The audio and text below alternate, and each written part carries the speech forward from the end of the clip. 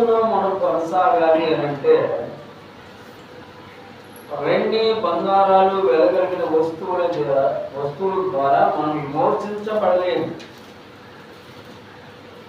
కలిగిన వాటిని బట్టి మనం తృప్తి పడి ఆనందిస్తాం. కానీ యేసు క్రీస్తు ప్రభువు గారు ఇవన్నీ నీకు ఇచ్చాను, వీటిని బట్టి నువ్వు సంతోషిస్తున్నావు, వీటిని బట్టి నువ్వు ఆనందిస్తున్నావు, వీటి వలన నీకు శాంతి సమాధానం కలుగును కాదు. అయితే మీరందరూ ఎలా అంటే యేసు క్రీస్తు యొక్క రక్తము ద్వారా మీరందరూ విమోచించబడ్డారు. యేసు క్రీస్తు రక్తము ద్వారాని పూర్వీకులు, పెద్దలు, నాయకులు పాపములను దోషములను పోగొట్టుకోవడానికి ఎడ్ల రక్తము, పశువుల రక్తము, యాగములు, యజ్ఞములు, కీటములు, బలిపీఠములు, నైవేద్యములు ఇలా చేసేవాడు. కానీ యేసు క్రీస్తు ప్రభువు అని చెప్పిన మాట, మీ కొరకు నా ప్రాణాన్ని పెట్టాను అంటాడు. నా రక్తము ద్వారానే మిమ్మల్ని కొన్నాను,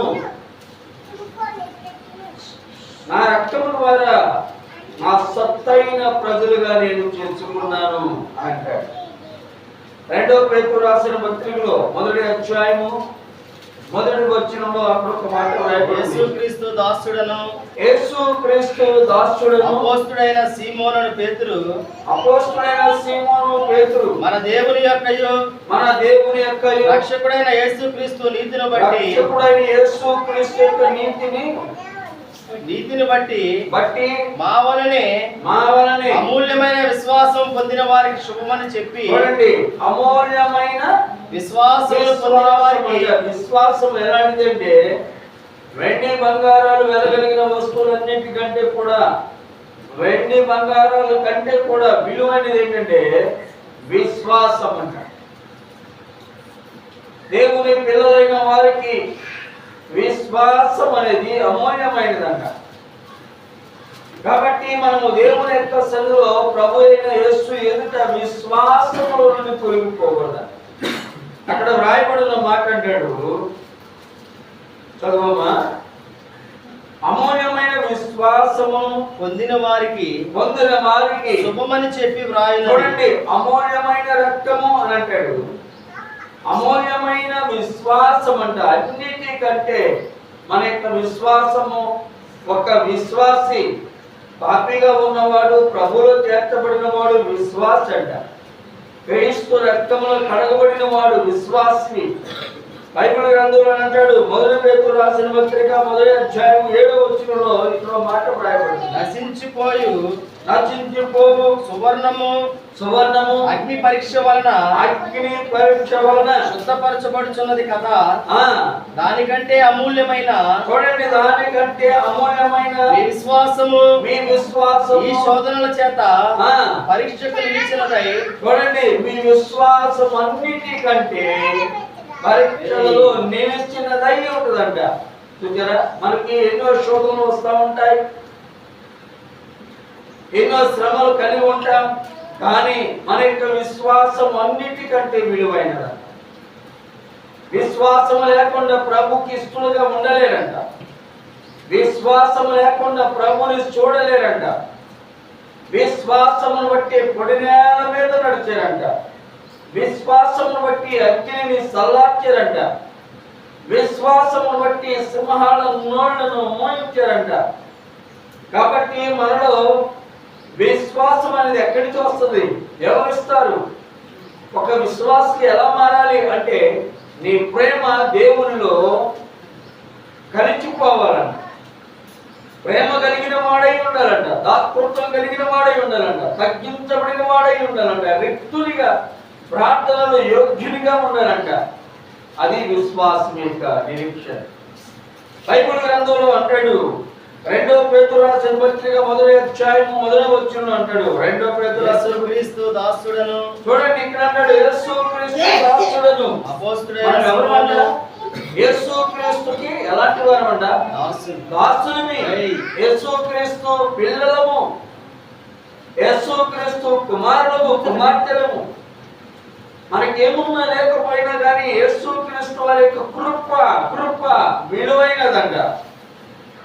బైబిల్ గ్రంథంలో మొదటి పేతురు రాసిన 2వ అధ్యాయము 6వ వచనంలో ఇక్కడ ఒక మాట వ్రాయబడింది.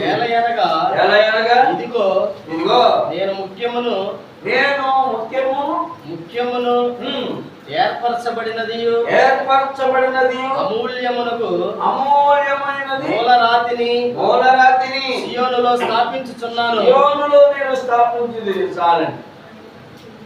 నేను ముఖ్యమైన వాడను, ఒక సజీవమైన రాయిగా ఏర్పరచబడిన వాడు, అమూల్యమైన అని అంటాడు. యేసుక్రీస్తు అన్నిటికంటే అమూల్యమైన వాడు, రత్నముల కంటే ముత్యముల కంటే విలువైన వాడు. ఇవన్నీ అంటాడు, మీరు బంగారాన్ని వెతుకుతున్నారు, బంగారాన్ని మీరు సంపాదిస్తున్నారు, కానీ ఈ బంగారము పరలోకంలో మీ పాదాల క్రింద త్రొక్కబడుతుంది. దేవుని స్తోత్రం. ఇక్కడైతే విలువ పెట్టుకుంటాం, కానీ ఇక్కడ బంగారం లేదే అనుకుంటాం, కానీ బంగారపు విధుల్లోనే మనం ఉంటామంటాం. బంగారమే మన పాదాల క్రింద ఉంచుతాడు. దేవుని యొక్క సన్నిధిలో సత్యముడైన యేసుక్రీస్తుని ఆరాధించడం, ప్రేమించడం గొప్ప భాగ్యం అంట. విశ్రాంతి దినమందున దేవుని యొక్క సన్నిధికి రావడం, ఒక్క దినము గడుపుట 1000 దినాలు శ్రేష్టమైనది. కాబట్టి 7వ వచనంలో చూడండి, 7వ వచనంలో మొదటి పేతురు రాసిన పత్రిక 2వ అధ్యాయం 7వ వచనం. విశ్వాసం ఉంచుచున్న మీకు ఆయన అమూల్యమైన వాడు. ఎవరట? అమూల్యమైన వాడు. విశ్వాసం ఉంచిన వారు మీరు దేవునికి అమూల్యమైన వారు. విశ్వసింపని వారికంటే ఇల్లు కట్టువారు ఏ రాత్రిని నిషేధించదరో అదే మూలకు తలరాయి. కాపీ వేస్తే ఇల్లు కట్టినప్పుడు ఏం చేస్తాడు? చిన్న చిన్న ముక్కలు తీసేస్తాడు, ఇవి పనికిరావు అంటాడు. తర్వాత వరుసలో రాయి కట్టేటప్పుడు ఆ ముక్క ఇలా తీసుకురండి అని అంటాడు. ఆ ముక్కలు తీసుకొచ్చి మళ్ళీ మధ్యలో ఎక్కడో పెట్టి చేస్తాడు. మనుషుల చేత నిందించబడినా, దూషించబడినా, వెలివేయబడినా, ఏమీ లేకపోయినా కానీ యేసుక్రీస్తు ప్రభువు వారి చేత విమోచించబడిన వారు. యేసుక్రీస్తు ప్రభువు చేత అమూల్యమైన క్రీస్తు రక్తములో కడగబడి పరిశుద్ధపరచబడిన వారు అంట. సామెతల గ్రంథం 31వ అధ్యాయము. జ్ఞాని అంటాడు ఇక్కడ, సామెతల గ్రంథం 31:10వ వచనంలో అక్కడ ఒక మాట వ్రాయబడింది. గుణవతి అయిన భార్య దొరుకుట, చూడండి, గుణవతి అయిన భార్య దొరుకుట అరుదు. అట్టిది ముత్యము కంటే అమూల్యమైనది. ఎలాంటిదంట? అట్టిది ముత్యముల కంటే అమూల్యమైనదంట. అమూల్యమైనది. దేవుని యొక్క సన్నిధిలో ప్రభువైన యేసుక్రీస్తు రాకడ కొరకు ఎదురు చూచే మనం లోకంలో ఉన్న వాటి కంటే సజీవుడైన దేవుని కొరకు ఒక అమూల్యమైన రత్నముల వలె ప్రభు దగ్గర ఒక సాక్షిగా నమ్మకమైన బిడ్డలుగా ఉన్నప్పుడంట ప్రభు చేత ఏర్పరచబడిన వారు. పెండ్లి కుమారుడు ప్రభువైన యేసుక్రీస్తు, సంఘము పెండ్లి కుమార్తె ప్రభువులో చిత్తపరచబడి జ్ఞానవంతురాలు అయి ఉండి ప్రభు కొరకు కనిపెట్టుకుని తన కుటుంబాన్ని దిద్దుకునేవారు. మూర్ఖురాలు ఏం చేస్తుందంట? తన ఇల్లును ఓడదు. ప్రకటన గ్రంథంలో అంటే 21వ అధ్యాయము, ప్రకటన గ్రంథం 2వ వచనం, 2వ అధ్యాయం 7వ వచనం చూడండి. నేను 19వ వచనం చూడమ్మా. ప్రకటన గ్రంథం 21:19 వచనం. ఆ పట్టణపు ప్రాకారపు పునాదులు అమూల్యమైన, చూడండి ఎలాంటి అంట? అమూల్యమైన నానా విధములైన రత్నములతో అలంకరించబడిన వారమంటారంట. ప్రియులారా, ఇక్కడ దేవుని యొక్క రక్తములో కడగబడిన వారంట. నానా విధములైన రక్తముల చేత పొదిగించబడిన వారమై. దేవుడు నీకేది దాచుంచాడో, ఇక్కడ స్థలం లేదనుకోవచ్చు, ఇల్లు లేదనుకోవచ్చు, ఆస్తులు లేవనుకోవచ్చు, వెండి బంగారాలు లేవనుకోవచ్చు. చాలా మంది ఆరోగ్యాన్ని కోల్పోయి అనారోగ్య పరిస్థితుల్లో ఉంటారు. కానీ సజీవుడైన దేవుణ్ణి ప్రేమించిన వారికి అమూల్యమైన నానా విధములైన రత్నములతో పొదిగించబడిన వారై ఉంటారంట. దేవుని స్తోత్రం. అలాంటి వారు దేవుని పిల్లలు.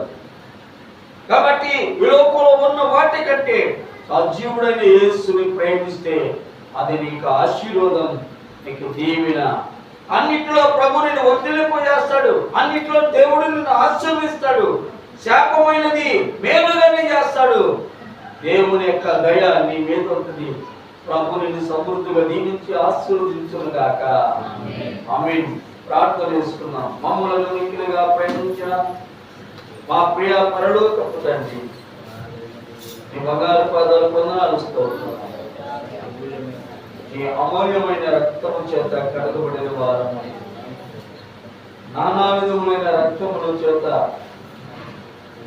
ప్రభాని సన్నిధిలో అలంకరించబడినట్లుగా కృప మా మీద ఉన్నట్లు స్థలంలో కూడిన బిడ్డలందరినీ దీవించమని యేసు నామములో ప్రార్థిస్తున్నాను.